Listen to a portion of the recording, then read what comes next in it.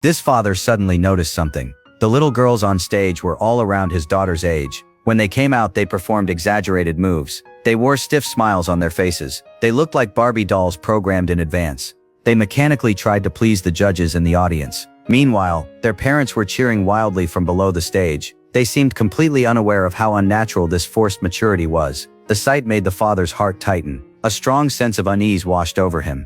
Sure enough, when his 7-year-old daughter Olive came on stage, she was a slightly chubby little girl with a round belly. The judges immediately changed their attitude, becoming cold and even dismissive. Among all the applause, hers was the only performance that received little genuine support. Olive's smile looked a little forced too. After forcing herself to finish the performance, Olive returned backstage and stared at her reflection in the mirror. She began to wonder if she really was less pretty than the other girls. That doubt made her start losing confidence. But then she thought about the car that needed the whole family to push it along. Her father, who had nearly lost all hope, and even Grandpa hidden inside the car. It all started 3 days earlier. Bright and cheerful Olive watched the crowning of a beauty pageant champion on television.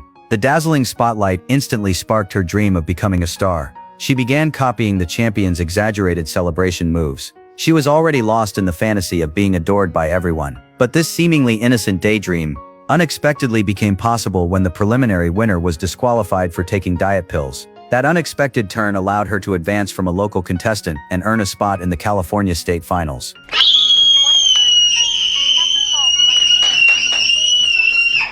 She excitedly shouted and rushed back to her room to pack her bags. What she did not know was that her father Richard was worrying about how to afford the plane tickets. This man made a living selling his so-called 9 steps to success. He could talk non-stop on stage, but there were barely any people listening below. If a motivational speaker could not even sell his own ideas, where was he supposed to get the money for plane tickets? His wife suggested using the family business fund, but Richard instinctively refused. His career problems and family responsibilities felt like 2 mountains crushing down on him. And this family was struggling with far more than just money. But when he saw the hopeful look in his daughter's eyes, he gritted his teeth and asked, "We're gonna win." Yes. We're going to California. At that moment, his instincts as a father overcame the family's financial difficulties. Richard decided to drive to California. So this eccentric family squeezed into a yellow car with a broken air conditioner and seatbelts that barely worked. They set off on their dream journey to California. The cramped interior was filled with an uncomfortable sense of distance. Aside from Olive, who was wearing headphones and bobbing her head to the music, everyone else looked completely miserable. The older brother, sitting alone in the back seat, had met his uncle for the first time 2 days earlier. He had simply told him, "I hate everyone." He had sworn he would not speak until he became a pilot. This was already his 270th day of silence. The uncle was sitting beside Olive. He had once been a brilliant scholar who specialized in Proust. But his boyfriend had stolen his academic work and given it to another woman. He had gone through an extremely difficult period in his life. Now he could only stay temporarily at his sister's house. Grandpa was a World War II veteran. He still carried an old war injury to this day. Haunted by the effects of the war, he had struggled with emotional problems for years. He had a short temper and could explode at the slightest provocation. He and his son mostly communicated by arguing. The heat and bumpy road finally pushed Grandpa over the edge. If some girl came up to me, begged me to fuck her, I couldn't do it. Dad? That's how tired I am. Watch the language, huh? He's listening to music. The argument between father and son grew more intense. The lifeless car suddenly erupted into chaos. It was not until Olive took off her headphones in confusion that Grandpa finally quieted down. He was his granddaughter's biggest fan. He often took her downstairs to secretly practice her competition routine. When the family stopped at a rest area for lunch, they had a budget of only $4 per person. Olive happily ordered an ice cream. Richard immediately poured cold water on her excitement. He told her that eating ice cream would make her gain weight. If she gained weight, she would not look pretty anymore. And if she was not pretty, she would not win the championship. A few simple remarks completely ruined her appetite. The rest of the family looked at her with disapproval. But Richard did not think he had done anything wrong. After all, is wanting ice cream not exactly what childhood should be about for a 7-year-old? After lunch, the family prepared to get back on the road. But the old, poorly maintained car was just like this troubled family. It always seemed to break down at the worst possible moment. With no other choice, the car went from driving itself to being pushed by hand. The entire family put all their strength into pushing it. 10 miles per hour, 20 miles per hour, 25 miles per hour. The moment the engine finally roared back to life, the family scrambled to catch up with the little car. Breathing heavily, they looked at one another and smiled. For a brief moment, they unexpectedly found some warmth in the chaos. The car continued down the road. With his mood finally improving, Richard could not help bringing up his struggling dream of starting a business and publishing a book. He was trying to win his family's approval. Oh, how about that? The mocking tone of his brother-in-law made Richard's expression turn cold. His good mood disappeared instantly. Just then, a long-awaited phone call suddenly came in, but the signal kept cutting in and out. He could barely understand what his agent was saying. Richard had no choice but to pull into a rest area. He quickly found a payphone and called the agent back. While they were parked, the uncle went into a convenience store to buy Grandpa a magazine. But he unexpectedly ran into his former boyfriend who had betrayed him. He quickly hid his hands behind his back. He did not want the other man to see the scars on his wrist. At almost the same time, Richard received even worse news. The publisher had no interest in his 9 Steps to Success program. His book deal was completely dead. Richard stood there frozen, his mood sinking to rock bottom, filled with frustration and disappointment. The family got back on the road. The entire car fell silent and gloomy once again. The old man noticed how discouraged his son was, so he climbed into the front seat to comfort him. Whatever happens, you tried to do something on your own, which is more than most people ever do. And I include myself in that category. You took a big chance, and it took guts, and I'm proud of you. Okay, Dad, thank you. His father's understanding and encouragement allowed Richard to finally relax for a moment. The struggling yellow car continued carrying the family forward, but no one knew how much farther it could actually go. That night, the whole family checked into a motel. Grandpa used every spare moment to practice with Olive. They were making one final push before the competition the next day. But the closer they got to California, the more nervous Olive became. Before going to sleep, she finally could not hold back and asked Grandpa, Grandpa, What? I don't want to be a loser. You're not a loser. Where'd you get the idea you're a loser? Because Dad hates losers. Whoa. Back up a minute. You know what a loser is? A real loser is somebody that's so afraid of not winning, they don't even try. Now, you're trying, right? Yeah. We're gonna have fun tomorrow, right? Grandpa's words reassured her. Olive fell asleep peacefully with her head resting on the pillow. But when she woke up the next morning, everything suddenly fell apart. Dad, What is that? Grandpa won't wake up. The whole family rushed Grandpa to the hospital. A heavy sadness hung over everyone outside the emergency room. Mom tried to comfort the family, but as she spoke, she ended up crying herself. They all hoped for a miracle, but in the end, they received the heartbreaking news. Grandpa did not make it. According to local regulations, they had to make arrangements for Grandpa's funeral as soon as possible. That also meant Olive would completely miss the competition. We'll go to Little Miss Sunshine next year, okay, honey? Inside the cold morgue, the atmosphere was painfully heavy, but the words Mom had just used to comfort her daughter made Richard finally break down. I will be damned if I'm not making that contest, Cheryl. His family was on the verge of bankruptcy, and then his father suddenly passed away. It became the final blow that Richard could no longer bear. He could no longer accept being trapped by one failure after another. Then a crazy idea suddenly came to him. He could not let his father leave with regrets, and he could not let his daughter lose this opportunity. He decided that somehow Grandpa had to be there for Olive's competition. The moment Richard said it, everyone stared at him in shock. But after the initial shock, this family on the verge of falling apart unexpectedly reached the same decision. They decided to go along with Richard and do something crazy together. Let's do it. So Olive was responsible for keeping an eye on the surroundings. Richard and his wife secretly brought Grandpa out to the car. Her brother and uncle nervously waited outside to help. Then they placed Grandpa in a hidden spot inside the car.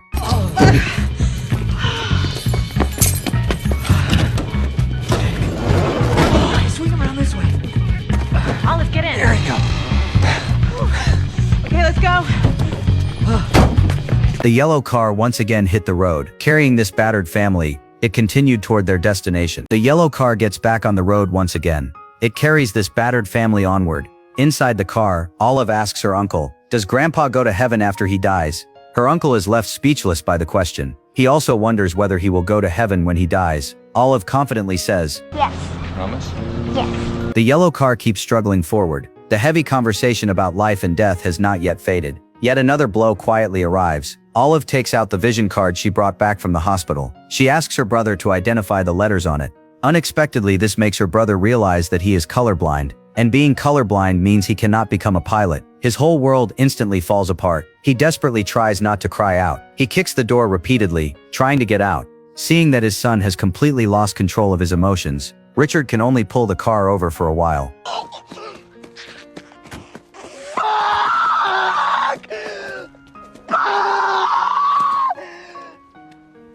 What happened? He's colorblind. He can't fly.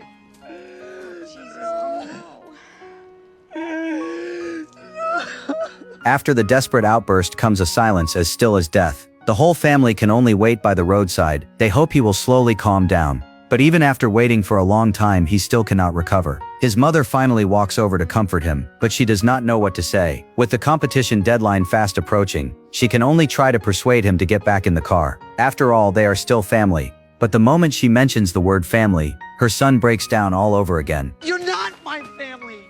Okay, I don't want to be your family. I hate you fucking people. I hate you. Divorce? Bankrupt? Suicide? You fucking losers, you losers. Time keeps slipping away. The competition is close, yet it feels impossibly far away. But compared with what her brother is going through, what does the competition even matter? Olive quietly walks over to her brother. She gently rests her head on his shoulder. This silent gesture of comfort is like a ray of light. It helps her brother find his way out of despair. He hugs his little sister and walks back to the family. Then he apologizes to his mother. I apologize for the things I said. I was upset, and I didn't really mean them. It's okay, come on. For the last remaining hope of this family of misfits, the yellow car gets back on the road once again. Richard floors the gas pedal. He races down the highway against the clock. He crashes through the venue's barrier and drives the wrong way across the road. The little car pushes through with the last bit of strength it has. It finally fulfills its mission. The uncle is the first to jump out of the car, as if he has been given a new lease on life. However, when they reach the registration desk, the organizers refuse to register Olive. The reason is that they are 4 minutes late. Richard desperately begs them to make an exception for his daughter, but they refuse, insisting that the rules must be fair to everyone. Yell at me, sir. I didn't make you late. We've settled on the schedule for the show. We've turned off the computers. Our lineup is finalized, and I have a hair check to do. Okay. I'm sorry that you're late, but I can't help you. In desperation, Richard actually drops to his knees. To protect his daughter's little dream, Richard sets aside his pride. Yet at that moment, he looks more like a devoted father than ever before. His willingness to do anything for his daughter immediately touches the staff member, who is also a father. It's okay. It's 5 minutes. It's your time. Excuse me. With the staff member's help, Olive finally gets the last chance to compete. The competition officially begins. Richard takes a seat in the audience, but as he watches the performances, he begins to feel vaguely uncomfortable. Those so-called sunny little beauties on stage all follow the same standard of beauty. Even their smiles seem carefully trained. Even their cuteness can be an act. He remembers all the demands he placed on his daughter along the way. He always measured her by the standards of his own success philosophy. Yet he had ignored her inner needs and feelings. He had never stopped to think about whether she might lose herself in the process. Only now does Richard finally realize how wrong he had been. Meanwhile, the uncle and his nephew head to the beach together to enjoy the sea breeze. The brother says he wishes he could sleep until he turns 18. That way he could avoid boring high school. He could avoid all the troubles that come with growing up. You know Marcel Proust? He's the guy you teach. Yeah. French writer. Total loser. Never had a real job. Unrequited love affairs. Gay. He spent 20 years writing a book almost no one reads. But he's also probably the greatest writer since Shakespeare. Anyway, he gets down to the end of his life.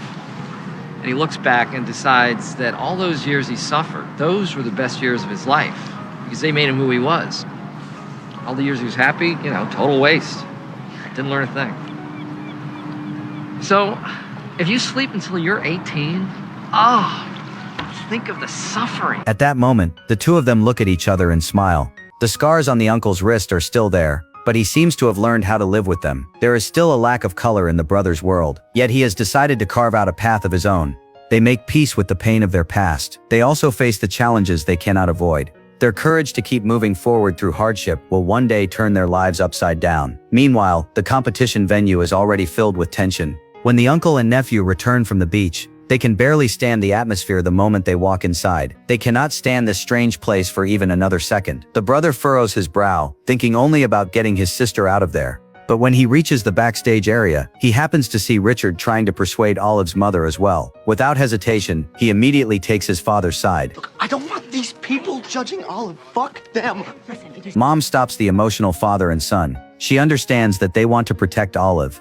She understands how badly they want to protect their little sister. But Olive has worked so hard just to make it this far. If even the people closest to her question her at the very last moment, tell her she cannot do it, and take away her right to choose, that itself would be deeply hurtful. So Mom walks over to her daughter. She kneels down and speaks to her. If you don't want to do this, that's okay. If you want to sit this one out, it's totally fine by us. We're proud of you anyway. Her words slowly warm Olive's heart like a gentle current. She takes off her glasses, puts on the hat Grandpa prepared for her, and walks down the long hallway with determination toward the center of the stage. I'd like to dedicate this to my grandpa, who showed me these moves. Then the music starts and the dance begins.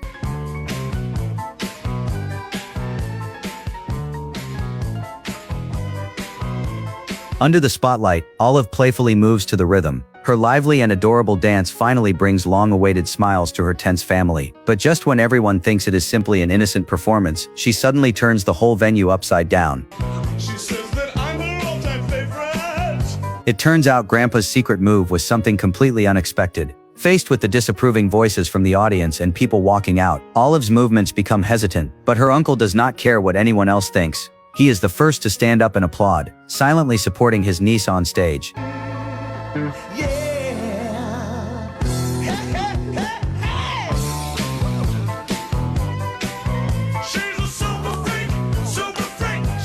With her whole family quietly supporting her, Olive becomes completely immersed in the moment. She only knows that this is the most sincere gift she can give to Grandpa.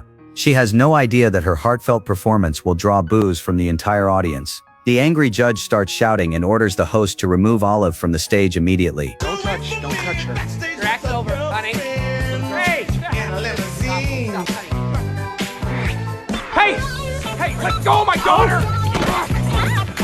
Richard quickly rushes onto the stage. He refuses to let anyone bully his daughter or trample on her dream. Just take charge! Keep dancing, honey. Daddy's okay. Get your daughter off this stage right now! Now!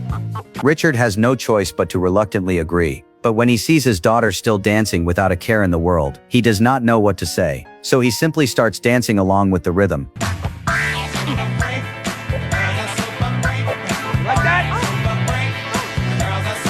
His slightly awkward dance is filled with a father's love for his daughter. Inspired by Richard, the rest of the family one by one joins them on stage. They do not care about society's judgment. They do not care about the rules of the competition. On a stage that was never meant for them, they dance to Olive's rhythm. They perform a dance that belongs only to their family. Their movements are messy, but their hearts move as one. Their dance steps are ridiculous, yet filled with love. It is a playful challenge to the standards of beauty pageants. It is also their proudest rejection of being labeled as failures. The girls are super freak. The girls are super freak.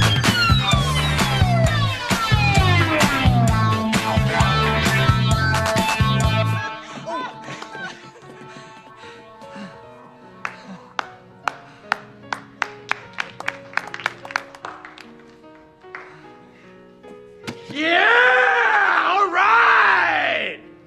When the spectacle comes to an end, the whole family ends up at the police station. Olive is banned from competing for life. They accept it calmly. The battered yellow car is still waiting for them outside. After fixing the car door, the whole family pushes the car together just as they did at the beginning of their journey. The engine roars. The car starts moving again. Life is still filled with difficulties. It seems that nothing has really changed. The road ahead is still long, and the car is still battered, but sunlight shines through the windows onto every warm face.